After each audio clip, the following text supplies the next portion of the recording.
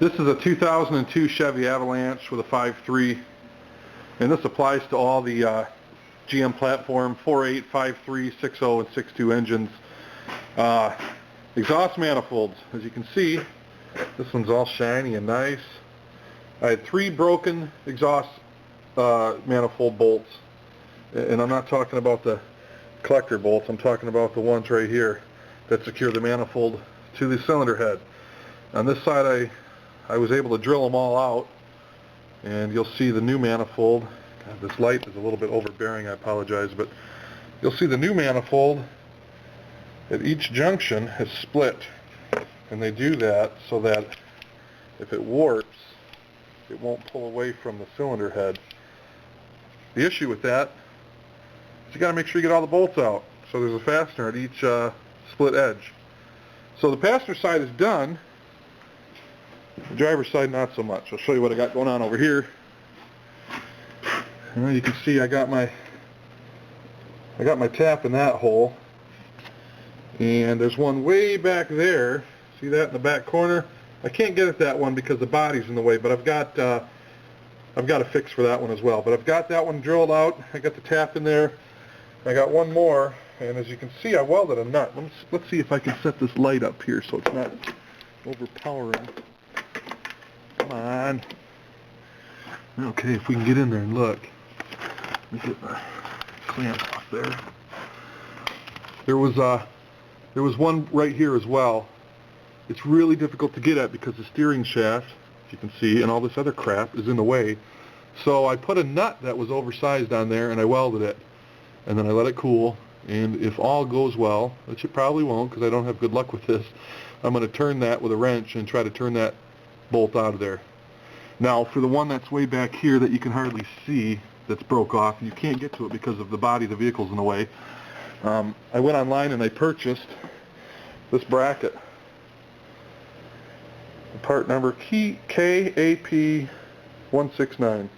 And basically what it is, it comes with a couple bolts right here. Here's the bolts. This works on all the 5.3, 4.8, 6.0, 6.2s. This is either a passenger front or driver side rear. You don't need it on the passenger front because you can easily get in there and drill it out. But what this does is there's existing bolt holes in the back side of the cylinder head where these two holes in this bracket line up, and the provided bolts fit right in there, and it basically performs as that bolt does. This is a pinch bolt here. You bolt this to the back side of the cylinder head, and then this bolt right here lines up with the rear bolt that would be securing the rearmost bolt on the driver's side exhaust manifold. You just run that bolt in, and it applies pressure against the manifold and holds it tight. So this was their fix, I guess, if you were trying to just quiet down a car, or I guess in my situation, you're not able to get at that without removing the cylinder head or lifting the cab up off the frame quite a bit to get a drill in there. So if all goes well, I'll get that other bolt out and I'll install this bracket and I'll show you guys how that works. Okay, that nut I welded on there is a 14 millimeter. So let me see if I can move this so you guys can see what I'm doing back here. Maybe.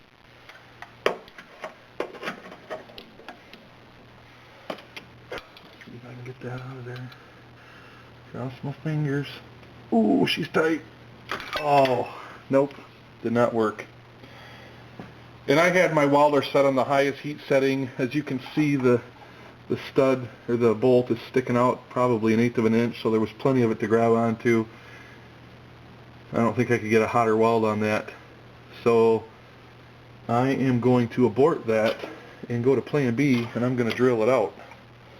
We'll get this tap out of here. I got these threads.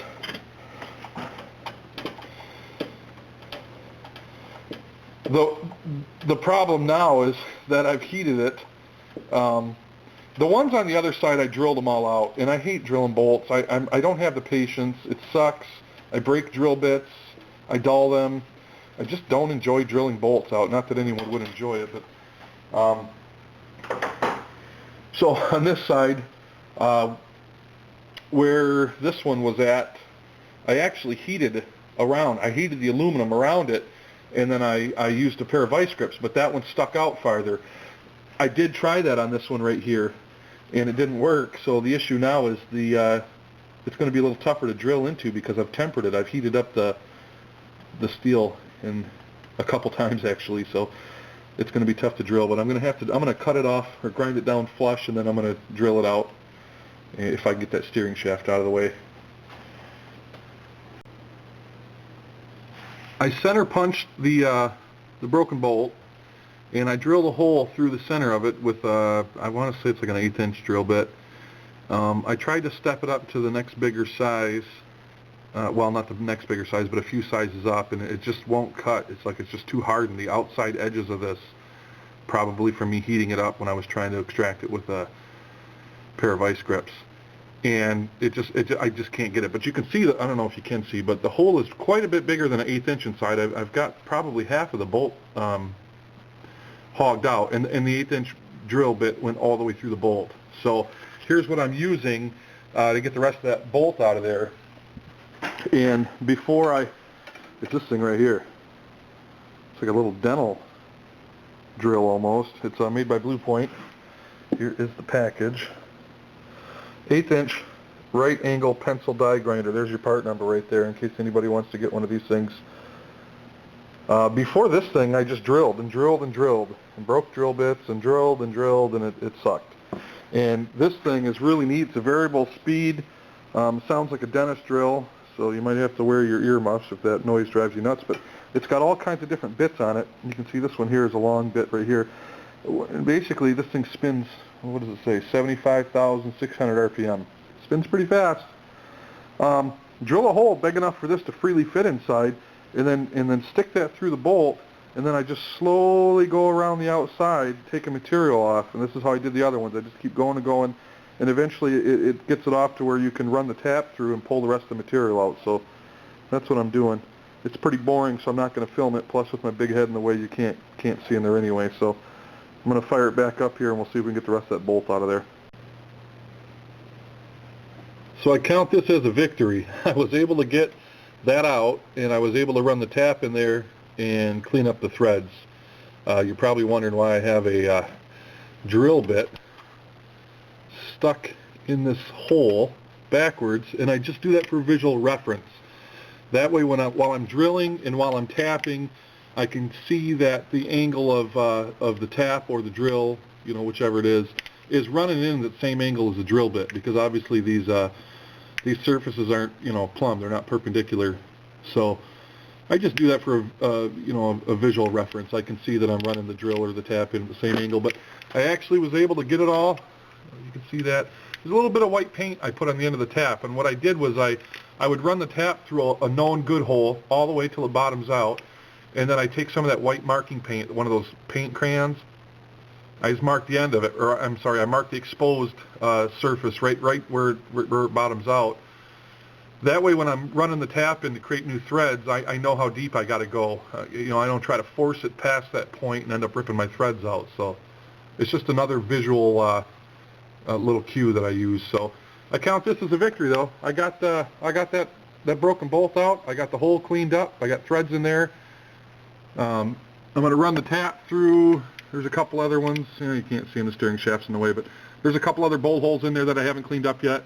I'm going to clean them up, and then way in the back, I'm going to install that bracket. And I've done it once before, and I want to say, I think I installed the bracket and left the bolts loose before I put the exhaust manifold in, because I think once it's already so tight. I mean, there's like, you can't see it, but anybody that's worked on one of these knows there's like an inch, maybe an inch and a half of room to get your hand back there to try to do that. So I think I'm going to install that bracket loose and just leave the bolts loose on it so I can slide the exhaust manifold down in front of it, and then I'll tighten it up afterwards.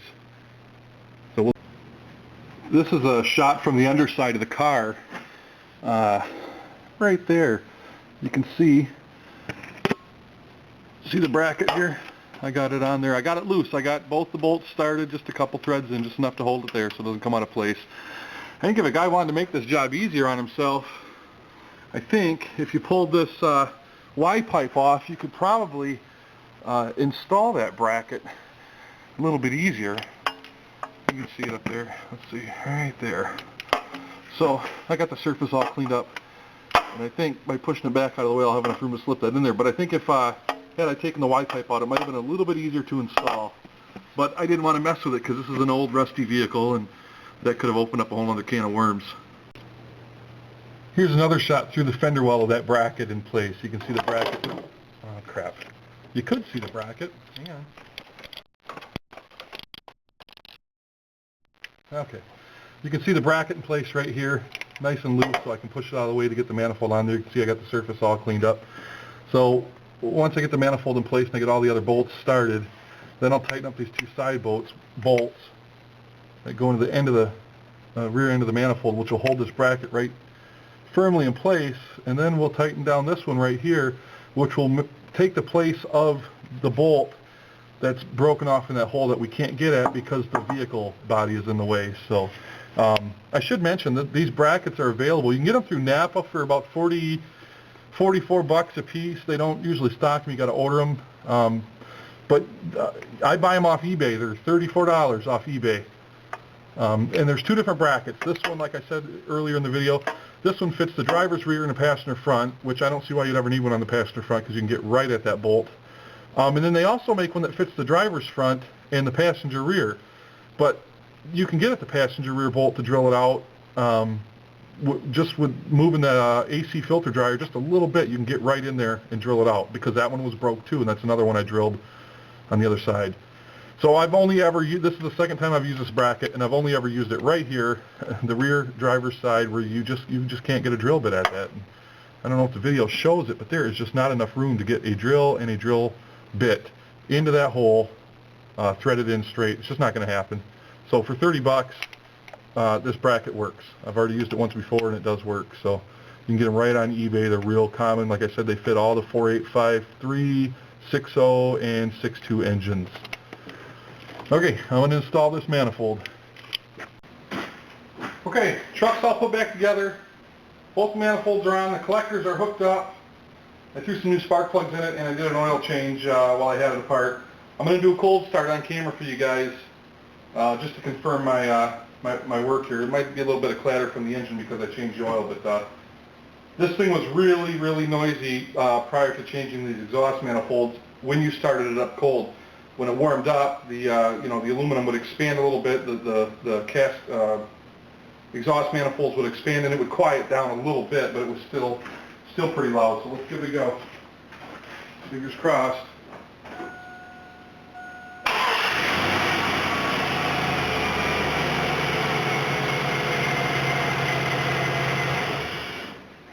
Okay, nice and quiet. If anybody found this video helpful, give me a thumbs up, hit your subscribe button. Thank you for watching.